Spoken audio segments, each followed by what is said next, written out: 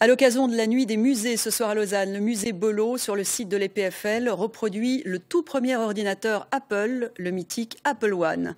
Construit en 1976, ce modèle avait popularisé l'informatique. Il a fallu 8 mois à un groupe de passionnés pour reconstituer cette machine. Thomas Epitofalo.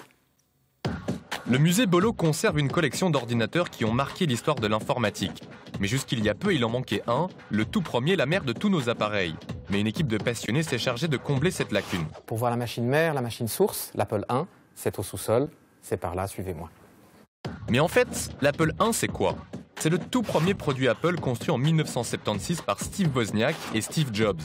La légende raconte qu'ils l'ont construit ici, dans le garage de la famille Jobs. On arrive à l'atelier, ça y est. Changement d'époque, mais même fascination. 40 ans après l'invention de la machine, Christian Zeffré a convaincu des copains de la reproduire. Comme hypnotisé jour après jour, il continue de l'apprivoiser. Alors au départ, je peux quasiment rien faire. Maintenant, pour qu'on puisse travailler avec, on va lui charger un programme à l'intérieur, donc un programme qui a déjà été enregistré sur une cassette. Cassette, ancêtre de la disquette. Si j'essaye de démarrer le programme que j'ai déjà chargé, elle va pouvoir commencer à dialoguer avec moi. Par exemple, je peux lui dire « imprime-moi hello ». Imprimer, comprenez afficher sur un écran. Bon, vous l'aurez compris, à l'époque, les 200 acquéreurs de l'Apple I sont des pionniers de l'informatique. En fait, l'appareil est très basique et il faut savoir coder pour la faire marcher. Mais une brèche est ouverte et la révolution est en marche. Voilà. C'est l'ancêtre de nos ordinateurs modernes parce que c'est la première fois qu'on a pu mettre, une des premières fois qu'on a pu mettre l'informatique dans les salons.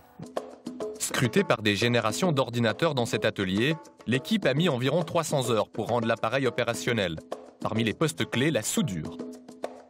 C'est la carte mère de l'Apple I, nue, sans les composants, sans les puces, sans les résistances, les capacités. Mais c'est de là qu'on est parti pour concevoir et monter complètement la carte mère de l'ordinateur. C'est ça en fait, le cœur de la machine. Autre poste clé, débugger. Débugger, comprenez trouver des solutions quand ça ne marche pas. Pour ça, il y a Internet ou ce bon vieux manuscrit. Alors, entre mes mains, j'ai la Bible de Steve Wozniak.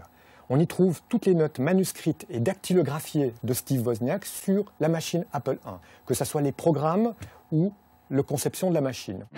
En fait, entre Wozniak et Jobs, c'est surtout le premier qui avait les mains dans l'électronique. Jobs, lui, il fixait les prix. Et son prix pour l'Apple I, $666,66.